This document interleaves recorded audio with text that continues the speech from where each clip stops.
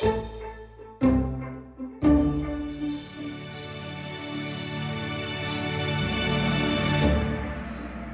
good evening, and welcome to the Sir Arthur Conan Doyle Centre. Tonight's speaker is Professor Lance Butler.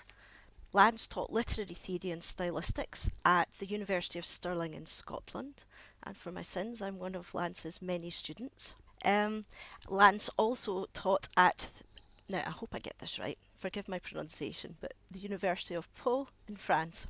I've written this up in big style and been very embarrassing and written it up like the Teletubby just to get my pronunciation right, so my apologies, Lance. That's fine. So as you can see, Lance is back with us in Edinburgh. He may have retired, but Lance is incapable of slowing down, and he is about to become the future chair of the Arthur Conan Doyle Centre. So whilst he's meant to be the future chair, Lance has been busy working away behind the scenes on our behalf. And this autumn programme of speakers is one of Lance's initiatives, and I think you'll agree that we've been treated to some wonderful speakers over the last few weeks, and tonight will be absolutely no exception. So, one innovation of Lance's that I'd like to draw your attention to just before we start is a new programme that Lance is going to be instituting called Poetry and Spirituality, which I'm sure will be of interest to many of you here this evening. So Lance will be looking at the harmonious relationship between poetry and spirituality, and he's running an introductory session on Thursday the 10th of December at 7:30. Now this is a free event, so please do log on to the website and sign up to this free event. So that will get you your Zoom link so that you can attend, and hopefully it'll also give you details of how you can sign up to this, because Lance will be running a whole series of these sessions in the new year, but he will be keeping the numbers limited so that there's plenty time for you all to speak and share your thoughts, so keep your eyes peeled for that. But back to tonight's talk, which is called To Enlightenment. And to my mischievous brain, I had this idea that perhaps Lance was going to somehow mysteriously, through the medium of Zoom, transmit enlightenment to both our left and right hemisphere at the same time. Perhaps that's the meaning of Two Enlightenments. I suggest not. So before I embarrass myself any further, I shall hand you over to Lance, who will enlighten us as to what tonight's talk's all about. Over to you, Lance. Thank you very much, Chloe, and welcome everybody to the Arthur Conan Doyle Centre. It's wonderful to see you all, old friends and new friends out there. I began a journey about 40 years ago trying to work out what spirituality and the paranormal and all those things that so many people don't believe in could amount to, because it never struck me that they could amount to absolutely nothing. And I've been thinking very hard about it, especially since I joined the Arthur Conan Doyle Centre. And I think where I've got to now is that what we need to do is to be very careful about what we think we can think, what we know that we can know, what some sort of preliminary truth could possibly be. Not so much just in the matter of evidence, of which there is heaps, but how we can think about it. And I put it to you that we are faced with the word enlightenment here in our Western culture with two alternative meanings. If you give it a capital E, it becomes the 18th century. It becomes the Enlightenment, le siècle des Lumières, the century of light, the age of reason and all that. That's capital Enlightenment, E, which is about thinking. It's about how to think, and I'll say a bit more about that. But there are only certain ways in which we can think in modern enlightened thought. The other enlightenment, perhaps with a small e, though they might not like it, would be the enlightenment of the Buddhists, where a certain spiritual vision is given. And it's quite interesting that that kind of enlightenment is an enlightenment of not thinking. There is a Zen meditation which is called the no mind meditation, as you probably know. And so there's already a bit of a conflict there between, I mean, it's West and East, but that perhaps is a bit old hat now, but between two ways of, shall we say, approaching the universe with your mind. One of them is a matter of enlightenment with a big E, which is ratiocination and all that, and the other isn't. And we're in a strange position, and Arthur Conan Doyle Centre is in a strange position. All of us who are interested in this stuff are still in a slightly strange position. And if you read a book, Arthur Conan Doyle's, one of his last books was, of course, a history of spiritualism. And it's a very painful book to read, because this extremely popular, intelligent, well-published, charismatic, large man that was Arthur Conan Doyle, He threw himself, after a good career as a historical novelist and of course as a detective novelist, he threw himself into spiritualism around the turn of the century and persisted until 1930 being a spiritualist. And he went and gave lectures and he attended seances and he looked into it and he read all the books and he knew all about it, as many of us have done much more recently. But it's rather strange, isn't it, that this history of spiritualism feels painful because Conan Doyle felt attacked on both sides. He felt that the scientists, and some of them were very, very rude about him and about spiritualism, of course, and all that, particularly in the American press. And he felt attacked on the other side by the religious, by the churches, who clearly themselves felt under some kind of threat. And again, people were extremely rude, very personal about it. And I think he was quite surprised because he'd been adored as the creator of Sherlock Holmes. He'd been adored as a father, as a patriotic Briton, as someone who fought for Britain and all the rest of it, and who had got a wonderful image. And now he had become hated on both sides. Well, that could be, shall we say, emblematically 1920. Move forward to 2020, and there am I in a club I belong to here in Edinburgh after a nice lunch, and there's some pals standing around, and the topic turns out to be the Arthur Conan Doyle Centre. And someone says, "Oh, Lance, I hear you work there. You know, you're going." Yes, I'm going to be the chairman of the Arthur Conan Doyle Centre. Isn't that great? After I'd said it, two people who were only on the fringes of the conversation intervened, one after another. One of them was a retired professor of medicine from Edinburgh University, a very, very intelligent, highly scientific man. And the other one was a recently ordained Episcopalian priest. And one of them said, "Lance," he said, "you're into that," he said. Well, he put his arms akimbo, like, "What about the evidence?" And I sort of opened my mouth to say something to him. And then from the other side of me, the recently ordained Episcopalian priest said, "I don't believe any of it." And I thought, well, Arthur Conan Doyle, 100 years later, scientists are still saying, "We don't believe there's any evidence," when, of course, we all know there's absolutely heaps of evidence of paranormal and spiritual, possibly, activity. It may still need to be interpreted, but it's there in enormous quantity. I mean, we now have more than 20 million reported cases of near-death experiences, things that have actually been reported, IANS and these other websites and through books and so on. We reckon there have been about 20 million reported NDEs since 1975, when Raymond Moody wrote the first book about them. I mean, and that's only the tip of an enormous iceberg. There's plenty of evidence. So the professor of medicine, a wonderful man as he is, needed only to look at the evidence himself rather than challenge me to produce any, because it's all out there. And on the other side, you've got the "I don't believe it." And I thought, you know, l'esprit de l'escalier, when you're going down the stairs after your grand party in Paris and you think of what you should have said when that person was rude to you. Well, my l'esprit de l'escalier, what I should have said to the Episcopalian minister was, when he said, "I don't believe any of it," I should have said to him, "But you do. You believe in life after death. You believe that you can communicate with the dead in the shape of saints. You believe you can communicate with Jesus. You know, what are you talking about?" So I felt very strong intellectually. I could see that these two people were being almost foolish. That I wouldn't call them that to their faces, and that's perhaps a bit mean and unfair, but they were almost being foolish. There's a lot of evidence, and religion does believe the things which we, from a completely different perspective, have discovered, to our surprise, might actually be true, such as some form of continuation of consciousness. So there I was, yet again, as it were, 100 years later, in the Arthur Conan Doyle position. And if you read the latest scandals about the TED Talks, I mean, there's a whole series of TED Talks in California, TEDx Talks, which were, like Rupert Sheldrake's talk, banned by the supposedly open-minded gurus of TED. The whole series banned because it was hinted that there was going to be some openness to the spiritual or the alternative or the not strictly scientific. I mean, to some extent, we're still in the same position. And that's something that doesn't altogether astonish me, but most things move and change and develop a bit. And in some ways, I have felt that this hasn't. But in the last few years, as those of you who know who attended a talk that I gave a few months ago, in the last few years, I do think that conceivably things might be changing. These very Tuesday talks to which a lot of people come, you remember our slogan is open minds, open minds. Nobody here needs to believe anything. Nobody here needs to be committed to anything. You just have to have the sort of open mind that both scientists and, we would hope, religious people also have. Let's see what we can think.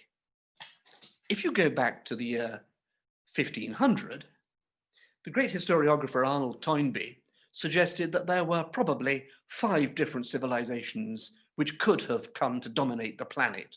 I think there was China, there was India, there was the Middle East, there were the poor old Amerindians at that point because they hadn't been swamped by, the Spaniards and the Portuguese. All these civilizations were as strong as the civilization which we had in Western Europe. And Toynbee points out that the West has won. And when you win a battle in these fields, everyone else has to pursue their line more strongly than you to try to defeat you. Or if they really want to defeat you, they have to adopt your weapons.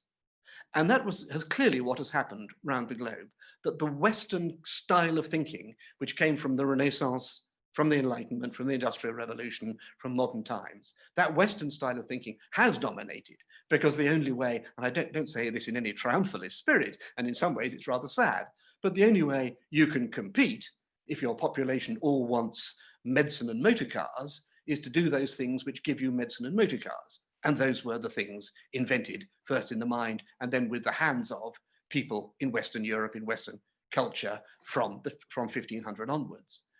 And that dominant spirit is the spirit which has produced all universities, well, possibly outside some of the more conservative universities in the Islamic world, produces all academic journals, all lectures in universities and courses are all given on the basis of the thinking which developed from 1500 to the 18th century and was confirmed by people like David Hume.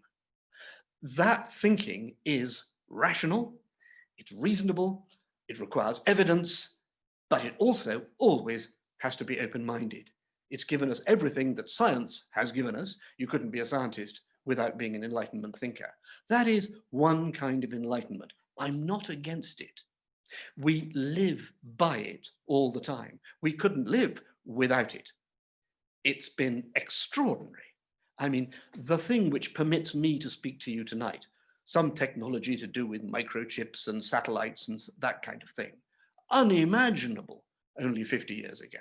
Quite extraordinary. We've made extraordinary progress, and we've sort of seen photographs of the other side of Mars. We've landed on the moon and all the other cliches. I mean, and look at what medicines have done, and we're all living longer and so on and so on. I mean, the Enlightenment is not to be sneezed at.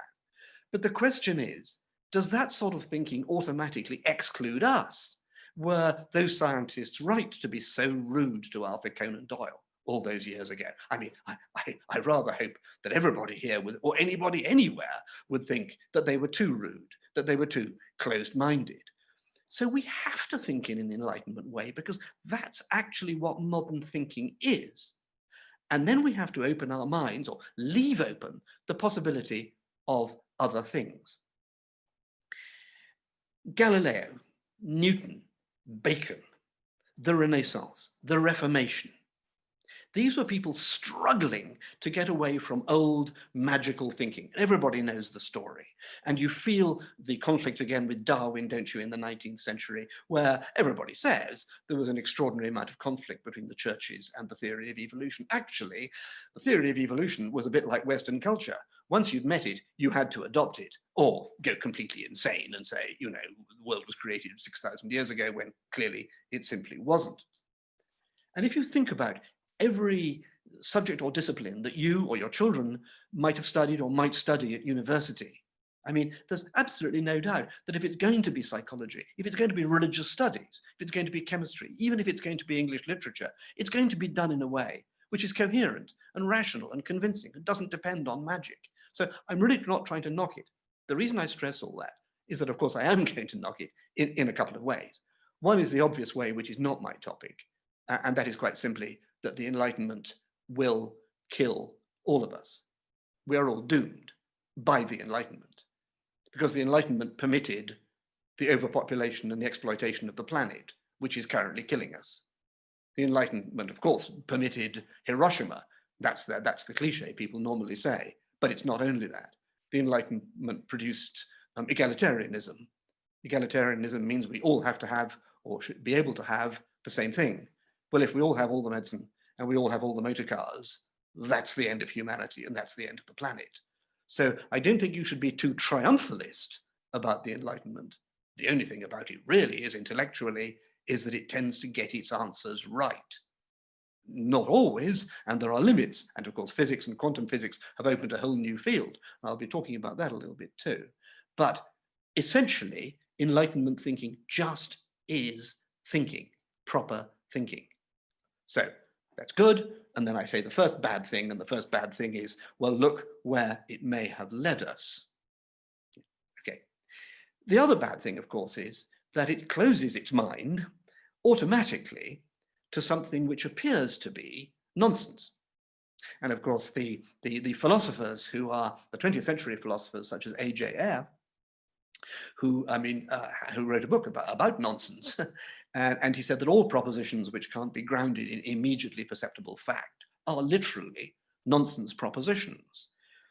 And I'm certain that most of you have had experiences about which you find it rather hard to talk, and the propositions about which would seem to A.J. Ayer to be nonsense, but which aren't, and you know they aren't because they're something that's happened to you. I was supposed to be a bit sorry for A.J. Ayer. When he was given a knighthood, he had to reveal the fact that he was known to friends as Freddie, had to reveal the fact that actually his Christian name was Alfred, which he found rather a dull name that he'd attempted to conceal in 40 years in academia. When he got a knighthood, he had to be Sir Alfred Ayer.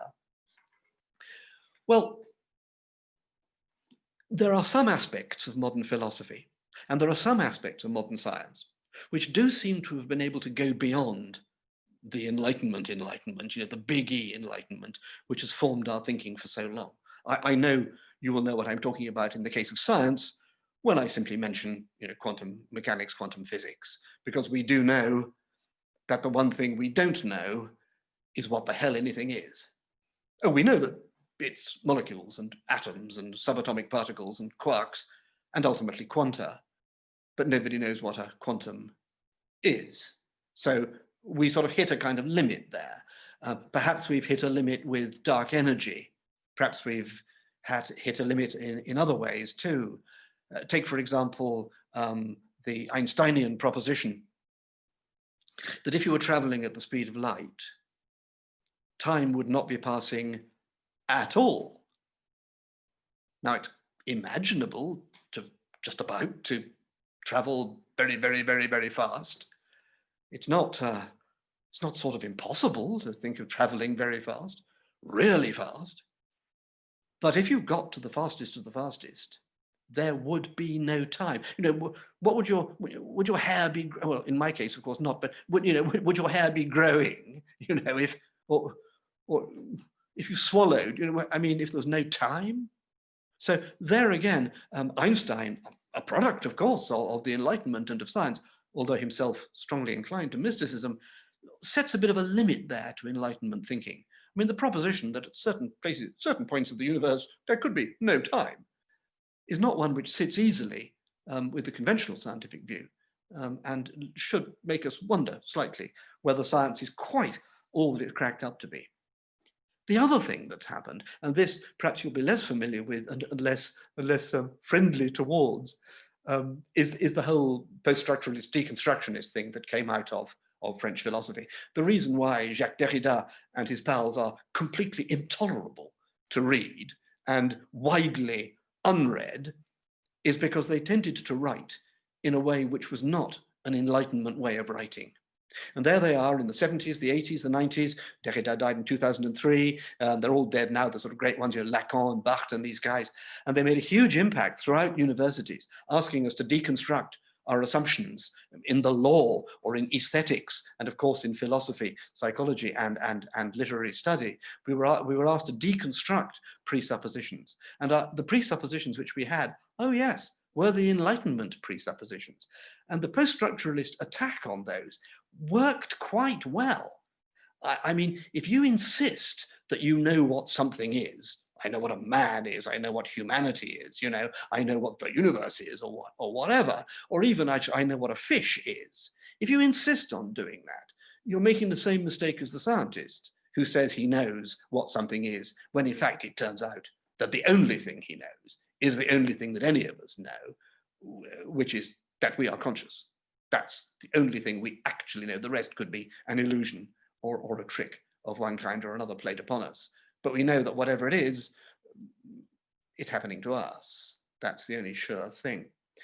Well, so, I mean, I'm not going to talk much about post-structuralism, apart from anything else. It's self-contradictory, as I've just said, because one of the things that post-structuralism rests with in their thinking is the possibility of radical doubt, of self-contradictory possibilities, and of the way you can find things in language which will always undermine the thing you're saying. Now, I'm not going to try and prove that, and there are objections to it, but it got a lot of traction, still has a lot of traction among those, like spiritual stuff, among those who look into it, those who read it. And it might be that there's a philosophy there which puts a question mark over the simple assumption that I started with, which is that we are children of the Enlightenment, and that all Enlightenment, all our thinking is Enlightenment thinking. We know, thus, we know for sure that somewhere there are limits to purely rational, let's just say, purely scientific and purely materialist thinking. And I put it to you that those limits are not controversial. That they exist is clearly the case. If you don't think they exist, then you think you know everything. If you don't think they exist, then you think that science has got all the answers and always will have all the answers, and at least potentially has all the answers right now, and if they haven't quite caught up with themselves. If you don't have some door open in your thinking, I mean, to whatever it is, you will find that your thinking must bump up against a limit. And of course, the classic way for you to bump up against a limit is when somebody says, I'm sorry for the cliche, someone says, well, do you believe in God? And nobody, well, very few people is just going to say, no, unless they've got some emotional commitment to that, or yes, unless they've got some emotional commitment to that. And that's not because it's a particularly good question, but because it poses that question of limit. So, as far as we're concerned, we're in a strange position, because on the one hand, we can, people in this Zoom can understand what I mean when I talk about that limit and see having a door open to something beyond or another dimension or whatever it happens to be. That works reasonably well. But when we have to talk about it, we still, I'm going back the way now, we still have to talk about it in Enlightenment terms. Thus, when the great Ian Stevenson and Elunda Harrelson made their enormous researches into reincarnation, mostly in India, but also all over the world, and produced an absolute mountain of wonderful evidence for reincarnation cases. It doesn't mean, you were once Napoleon. It's not a one-to-one transfer, but there is evidence that some forms of consciousness are transferred from one generation, one dead person to an alive person. It's really quite good evidence. But when they present it, they don't wear saffron robes and say, man, I really feel it, so it must be true. Or I have meditated deeply and now I know that I can feel that there is a reincarnated spirit in me. No, they publish dry as dust papers complete with statistics and all the paraphernalia of sociological and psychological analysis around them, and references and peer reviews in journals and in books. They write these things on exactly the same basis as a biologist looking into the behavior of zebras or planarian worms or whatever it is, and on the same logic that philosophers teach to their undergraduates. In other words, we have to use the language of the great imperialism that is Enlightenment thinking We have to use that language and those techniques in order to explain ourselves, in order to make things clear. And going back to Arthur Conan Doyle, he and many other people have spent a lot of time, and have since spent a lot of time, trying to demonstrate the validity of the evidence. If you take the Scole experiment, which many of you here must be familiar with, the Scole experiment was desperate to get people to the village in Norfolk where these extraordinary paranormal happenings were happening, and get people who were cynics or skeptics or who were investigators, to get them in. And, you know, they got strange things printed on pieces of film by spirit. And, you know, the film, when opened, it was a new film, the old days, old kind of film. When the films were opened, they found things printed on them, even though, you know, the cellophane had been untouched. And so they would get, you know, strangers, as it were, to go and buy film and bring it in and put it on the table and watch it during the seance. And when at the end of the seance, it was opened and it was found there was something on it, at least there was someone there who wasn't committed to Scole who could say, there's something there. So that's pretty standard scientific approach, isn't it? That's and you can get sort of number crunching. You know, how often, how many people, when you're guessing your Xena cards, how often do you get a hit with telepathy? And you can number crunch and produce a result and get a p number, you know, probabilities and that kind of thing, and 1,000,000,000 to 1 that this could be chance. All that is pure Enlightenment thinking, and done now. This is a step forward in universities. It's now done in universities because, as we know, we have 12 university departments or sections in Britain alone, which have some interest in or commitment to the parapsychological. And there are more in America and more in Australia, and there are more on the European continent and in South America and so on. So parapsychology has sort of penetrated academia that way. But one of the principles of the academic world, of the Enlightenment and of science, is that you're actually looking to disprove things. I mean, you've got what appears to be obvious, you've got your conclusions, statistics go this way, the experiment gives this result. How can I push it to the point where that is no longer true, is the ultimate thought of the scientist. And if only more scientists would get involved, of course, in our stuff, we would find that those limits were constantly being tested. But it isn't going to work if they a priori decide that nothing here can possibly be true. Well, let me try something at the level of thought, since we're not in a laboratory and we're not doing experiments, just something at the level of thought. The most famous equation in the world is E equals mc squared. And you know that this means that energy equals mass, which is more or less the same thing as matter, times the speed of light squared. C stands for the speed of light, and it's called C because it's a constant. Energy is now known to be, roughly speaking, another way of describing matter at the micro level. That is to say, matter is no longer regarded as little tiny billiard balls or little tiny lumps of this and that, but the activity of atomic and subatomic particles operating as force fields. In other words, matter is really better described as a kind of energy. So you might take the E and the M and elide them. So this thing, which the materialists insist is the only thing in the universe, equals the speed of light squared. Now, we've had speakers in this series, and you are familiar with others, no doubt, who have not been here, like Galen Strawson, but someone like Philip Goff, who's in this species, who in this series of lectures, who are panpsychists. And they are creeping towards a Buddhist or Hindu position, which is that consciousness must in some way precede or underlie matter, that consciousness is not the production of matter, something which has grown out of matter, but that consciousness is something which is always already there. Now, if matter equals the speed of light squared, or let's just say the speed of light, let's not bother about the squared, although I know it's important in another context. We're in a strange position because that leaves in the universe only two things, matter, or expressed perhaps as energy, and the speed of light. Well, let me go to a conference with you for a moment. I once went to a conference, I'll tell you about it. It was in Poland, and there were a lot of very interesting people there. And one of them was a Swedish madman. And the Swedish madman sat in silence through the various talks and grunted from time to time and raised his Swedish eyebrows. And I happened to be next to him when we went out for a little stroll between sessions.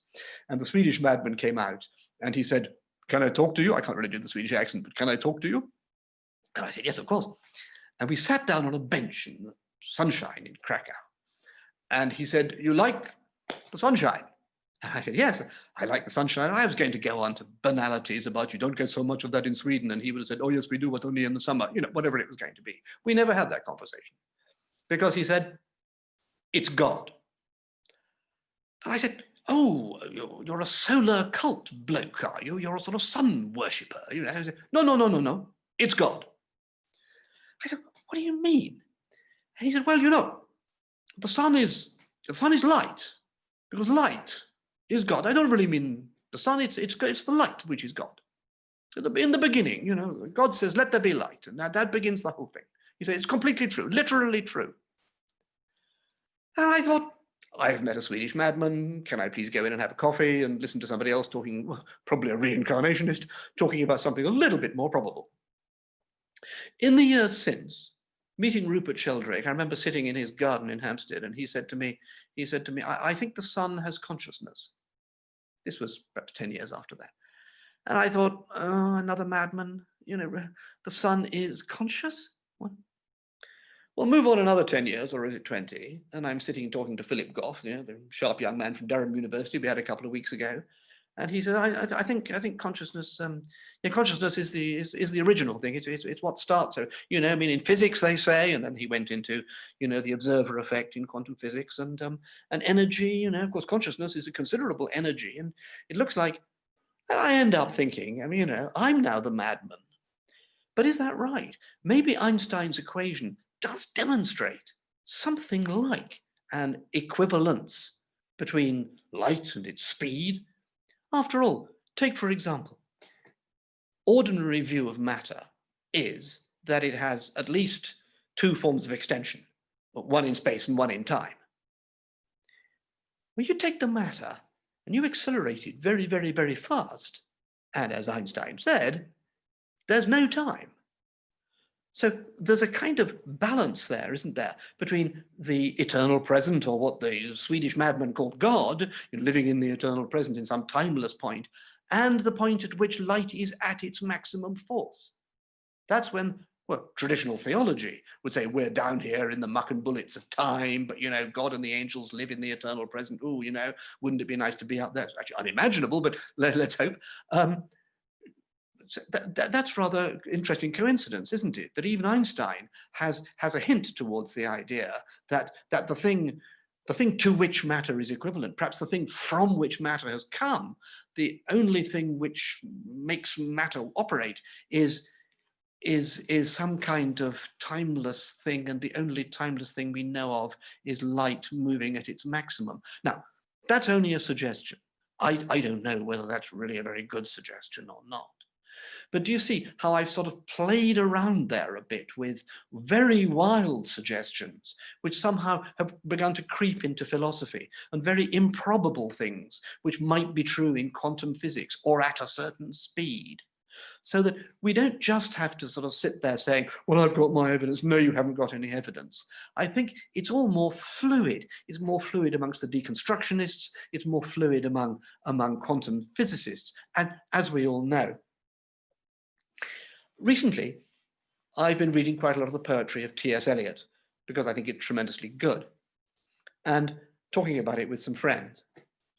And they, reading the four quartets, for example, have found themselves under pressure from me, asking in a sort of post-professorial way, I meant to be leading this little seminar, asking them, what do they think these poems are about? You may not remember the four quartets very well, but you probably do remember some of the lines like, in my beginning is my end, or in my end is my beginning. At the still point of the turning world. At the still point of the turning world. That's right, isn't it? If a wheel goes round, the very, very, very center of the wheel isn't moving. So it's like matter's all moving, except when it moves at maximum speed or something, There's a still point somewhere, neither from nor towards. At the still point, there the dance is. So this is, poetry. Poetry. But actually, it may turn out that poetry is one of the few places where this sort of conversation can seriously be had. Because Eliot is trying in all the four quartets and many of his other poems to catch the timeless moment, the moment which is never and always, as he puts it. Time past and time future allow but a little consciousness. Time past and time future allow but a little consciousness. He's being modest. Consciousness is only ever, absolutely, now, present. And if that's the case, that's where we are and that's who we are. It's as if we too are timeless and caught up, if you like, in a form of matter. Here is a place of disaffection, says Eliot. Time before and time after in a dim light. Time before is in a dim light, you remember it, don't you, more or less? Not very well. Time future, you don't know it yet, but you've got some idea of what's going to happen tomorrow, and you may or may not be right, and you don't know how you're going to feel or if you're going to be here. But it's only now, it's only present. In which case, a figure like Eckhart Tolle, I cannot recommend too highly. You remember that his main book is called The Power of Now. And that now is not just a kind of miniature moment among the other moments. It's something like the center of the wheel, which is turning. It is impossible to seize, impossible to know. It's as if it is timeless, like you would be if you were going at however many thousands of miles a second. It is, which is not unimaginable. In other words, I think where I've come to is to want everything to be open, want people to take things seriously, just in the normal conventional way that we appeal to scientists and we appeal to the religious. And we say, look, give us this space that you didn't give to Arthur Conan Doyle, and which, they are still often, like the TED Talks, quite reluctant. Wikipedia, any entry for any medium or any topic like near-death experiences, Wikipedia will knock it out. You've heard a talk about that. Psi Wars, it's called, PSI, Psi Wars. You know that they don't want to hear it. They don't want to know it. There's a real complex about what I'll call our stuff in the world still. But opening our minds doesn't just mean, trying to convince them. It means operating in two ways simultaneously. One way which is to do with the depths of quantum physics, the depths of the new panpsychist philosophy of consciousness, the depths which clearly touch on religion. But the other way must continue to be to respect the Enlightenment thinking, which has permitted us to do all the things we've done and to be all the things we are. Well, that at last brings me to the Buddha, about whom I did not wish to speak until now. Obviously, he's in your mind. The minute I say him, you see an image of him. And if I say the Bodhi tree, which is it's a tautology, isn't it? Because it's, he's the Buddha, he's the enlightened one. It's the Bodhi tree, because that also means the enlightened one. You can see the etymology, it's the same. So there he is, sitting under his tree for a very, very long time, waiting to be enlightened. He's been among the 10,000 things, as Buddhists call them. He's been among the muck and bullets of ordinary time, of ordinary matter, just as we conceive it, everyday life, seeing the things he saw and which distressed him so much. And after a long time sitting under the Bodhi tree, he's enlightened.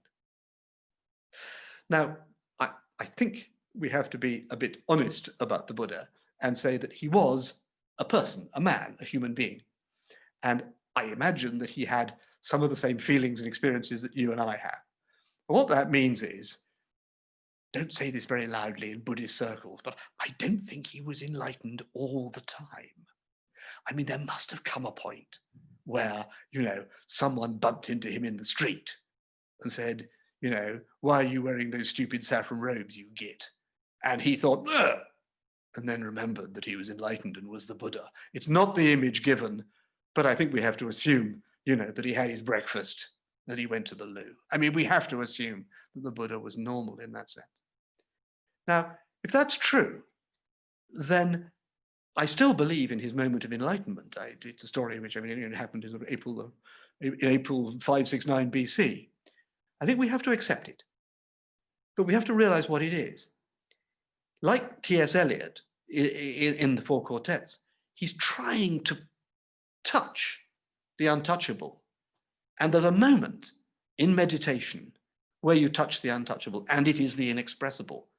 And that moment is as close as you're going to get to a proper now. And I would like you to sort of think of the Buddha as someone who sort of finally does what's actually physically impossible, which is to see the quantum.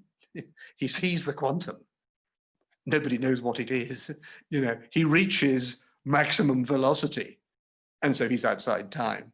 That is the moment of enlightenment, and that's completely available, and of course, never available, which is why the slogan in spiritual circles is that in spirituality, you're always at the beginning, you're never at the end. So the reason we keep going back to that first moment of Buddha's illumination, which seems to me to be more important than all the pages and pages of the Pali and Sanskrit canon and all the scriptures afterwards, is that it actually reveals to us the impossibility of our position. That's an impossibility for all human beings. And of course, it's expressed in something like the Arthur Conan Doyle Center or any spiritual place as a kind of embarrassment. The embarrassment of having two of your friends say, one on one side, where's the evidence? And the other on the other side, I don't believe it, when both of them are clearly wrong. But that embarrassment when you're sitting in the middle is like, the Buddha sitting under his tree. Oh, I've just been enlightened. What do I do now? What do I say to people now? And I think, that's where we are.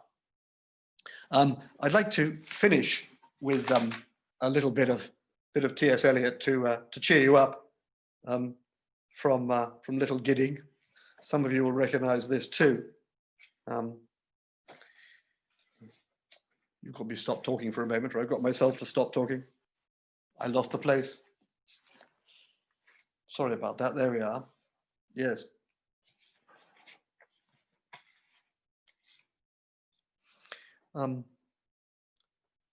If you came this way, he's in a village in Cambridgeshire. If you came this way, taking any route, starting from anywhere, at any time, or at any season, it would always be the same. You would have to put off sense and notion, your feelings and your thoughts. You are not here to verify, very Enlightenment word, isn't it? Instruct yourself, think of all those university departments, or inform curiosity, or carry a report. That's what you're not here for. You are here to kneel where prayer has been valid, and prayer is more than an order of words. Oh, we can't even have prayer. It's more than an order of words. What the hell else is it? The conscious occupation of the praying mind, it's not that either. Or the sound of the voice praying. What the hell are you going to do in little Gidding on a cold afternoon, January, when he's there in the chapel? You're kneeling down, but it's not your words. It's not your sound of your voice. It's not your occupation as a prayer. It's what the dead had no speech for when living. I'll try that again. The moment of enlightenment is what the dead had no speech for when living. That's us. Unless anybody's died since the beginning of this show, that's us. They can tell you, being dead, the communication of the dead is tongued with fire beyond the language of the living. Here, in the intersection of the timeless moment, is England, because he's in England, and nowhere, never and always. I think that's about as close as we're going to get to the it that we're never going to get to. And I'd like to stop with that and hope that it's given you some things to think about and perhaps even say. You're very welcome to talk either. You can be asked to be unmuted. Chloe can perhaps manage that, or you can put some questions into the chat, and there may, of course, be some there already. Oh, there are, yes. So, Chloe. Yes, so I'm looking at the questions, and the first one I was going to come to was Peter. Peter, are you okay for me to unmute you? If you just give me a thumbs up, then I will unmute you. Fabulous. So to ask the question I've put down, though the history of science has been a story of a constant expanding of the paradigm, sometimes gradually and sometimes by challenging some of its basic tenets. In this sometimes undervalued area, I parenthesize at Glasgow University in the 70s, it was an easy, ordinary pass towards an honours degree.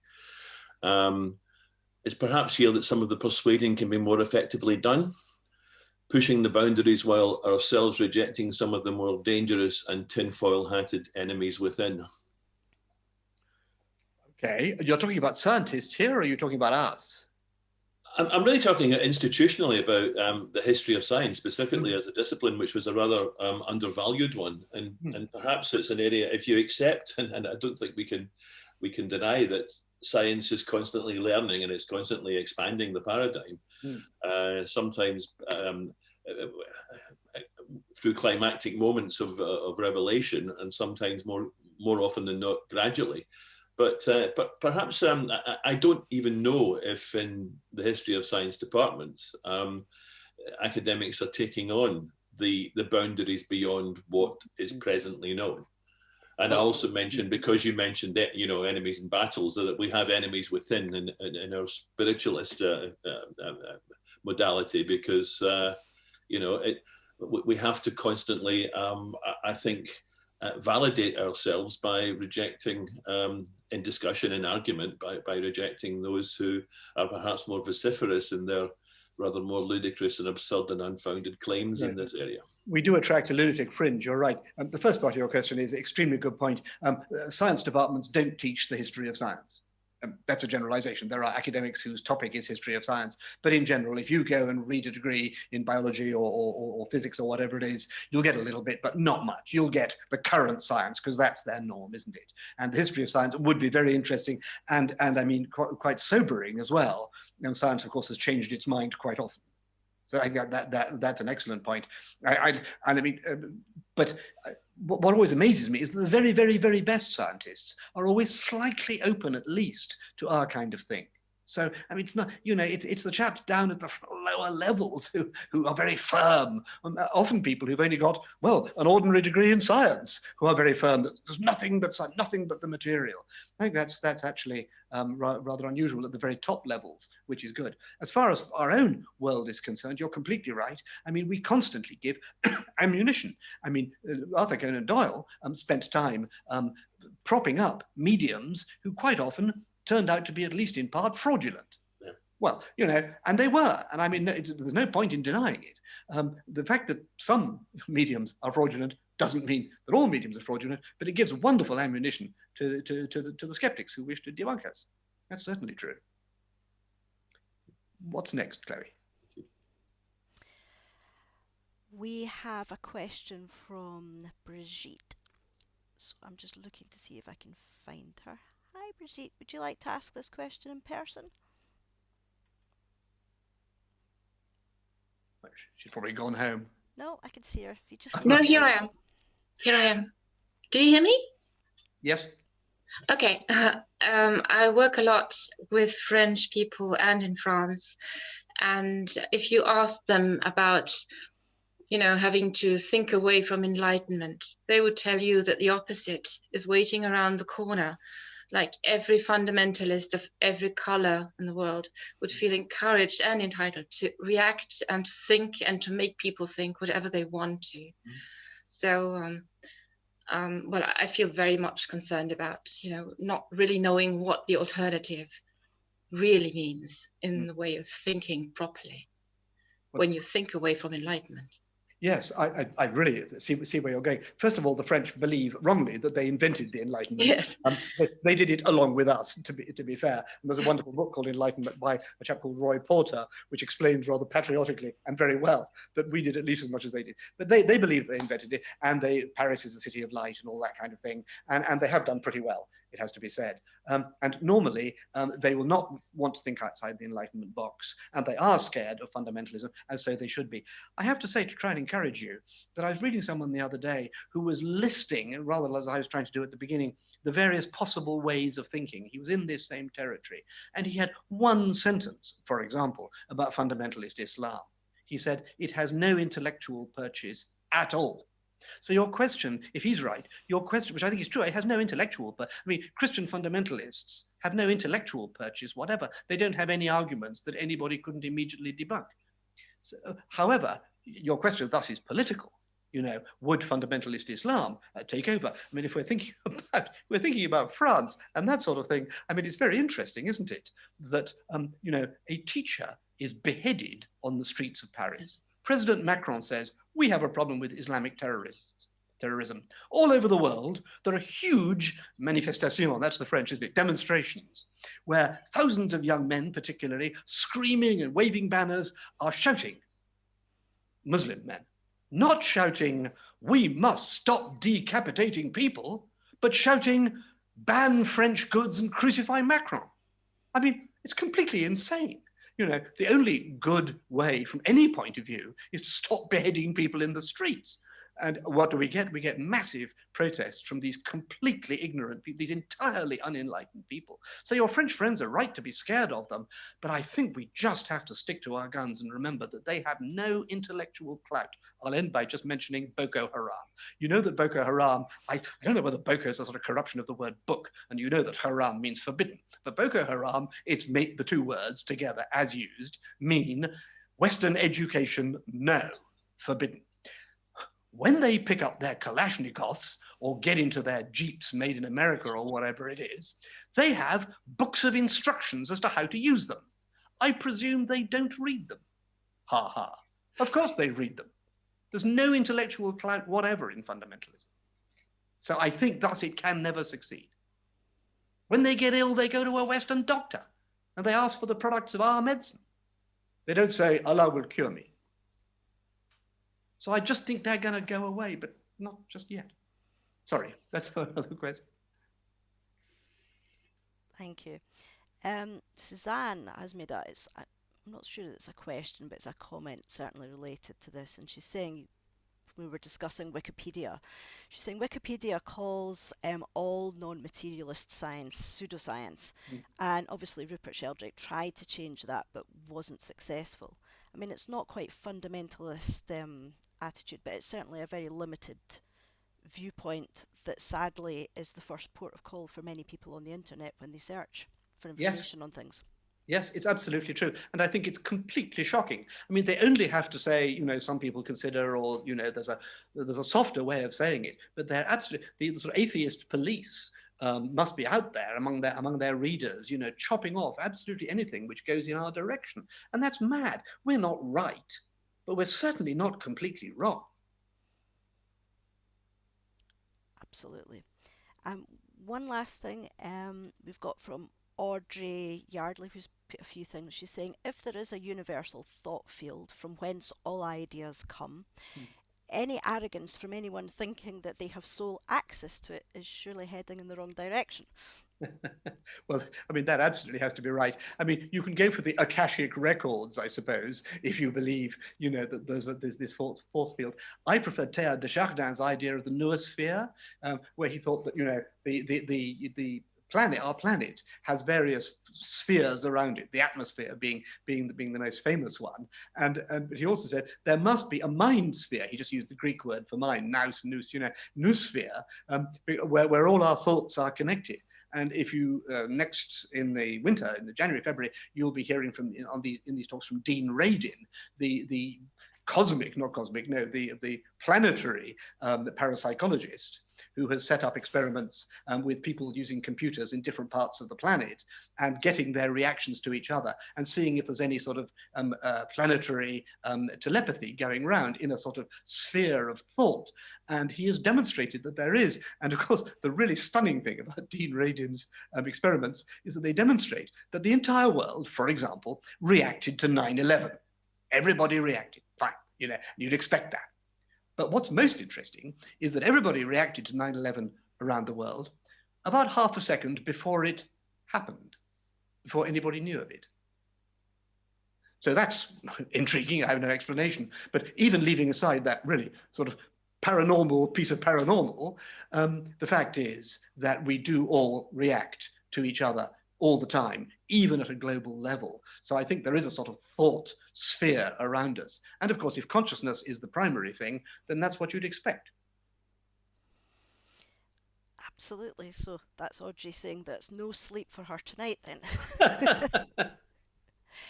So I think that's most of the questions. Do you think, Lance, that part of the reason for the disquiet of so many is the fact that we struggle to find something to latch onto? We're talking in metaphor, and when we, we're describing that which is undescribable, and as human beings we don't like that form of uncertainty. We want things to be definable, to be pinned down, and the idea of not being able to describe or pin something down, it's not a state of being that human beings are particularly comfortable with or encouraged academically to explore, I think is the word I'm looking for. I think that's a terrific question, and it was implicit really in my discussion of the Enlightenment and its limits. I mean, there's absolutely no doubt that I mean, keen as I am on all this stuff, I feel uncomfortable unless I can sort of slightly control my thinking and my visions of things, and I have to sort of stop being like that, rather like the Buddha eventually saying, well, I'm going to give up and then getting enlightened. There's a sort of giving up and a detachment, not merely from the material world and detachment from money and all that. There's also detachment from Enlightenment thinking, and that's tricky because just as the world and food and money are important, so similarly Enlightenment thinking is important. I mean, what are you going to do? Just sort of not pay your mortgage and not wash and not do anything because you're an enlightened man? You're going to have to get on with normal life. And here we are sort of faced with the impossible. I think you're completely right. I mean, the Eliot poems make it clear. I mean, it is actually impossible to do what we are, as it were, preaching. But the first part of your question was that thing about something to hang on to. And I always think, I mean, we have in the Arthur Conan Doyle Center, it's an independent institution, which is a spiritualist church. And this was sort of 19th century as mediums and other seances and other phenomena began to manifest themselves. The Victorians had to put it into a church, and they built a whole lot of spiritualist churches, and they look like churches, and they have hymns, and they say prayers, and it's very fine. I'm not knocking it at all. It's probably better than quite a lot of other churches, but it's a church, and that's so much, isn't it? That thing which you hang on to instead of. The hopeful thing here is again Eckhart Tolle. If you read Eckhart Tolle's biography, you will discover that he was in a pretty bad way for quite a long time. He was alienated, he was alone, he was German living in England, he didn't know what he was supposed to be doing, he wasn't being very successful, he was depressed, he had a bad time. And he had his kind of Buddha moment. But his Buddha moment, perhaps they all should be like this, his Buddha moment was realizing something like nothing matters. It wasn't, oh, there's the God I must follow. I've been trying to stress this nothingness, and it's this grasping onto the impossibly small now, grasping onto the center of the turning circle, which actually is the only thing that makes the circle possible, and the only thing that makes the past and future possible and your life possible is this infinitely small thing at the very middle of it. You're never really going to be able to get it because it's too small, like a quantum. If that's where we're going, we're never going to get there. And what Eckhart Tolle does, and everything he's done ever since shows it, he's been very calm and very happy because he's managed somehow to focus on that and, as it were, and read his book, The Power of Now. It's a bad title, but it's just about now and how that little seed. I remember listening to an Indian guru. I have to tell you, I once saw the Maharishi Mahesh Yogi in London. I was in the same room as him and the Beatles. I tell that story every time I talk about this stuff, but this wasn't him. This was another guru who said, inside, I can't do the Indian accent. Inside, he said, there is a very, very small seed, a very small seed. And you look at it and you think, oh, I must grow this seed. But you must not grow it, you must shrink it. That's quite, because you think, I've got a seed. What I'm going to do with this seed is grow a wonderful new personality and a successful life, and I'm going to be marvelous and calm and be kind to people and all that, you know. No, that's the other way. Our way, this is why it's completely impossible to do, as you suggest, what we're supposed to be doing, is to look at the seed and say, I will make it smaller. Well, thank you so much, Lance, for challenging us all tonight and for maybe making us feel slightly uncomfortable, but perhaps that's no bad place to be. Thank you very, very much to Professor Lance Butler for giving us his time and wisdom this evening. Thank you very much to you for joining us, and hope to see you again next week. So take care, everybody, and we shall see you later. Thank you very much. Thanks, everybody. Goodbye.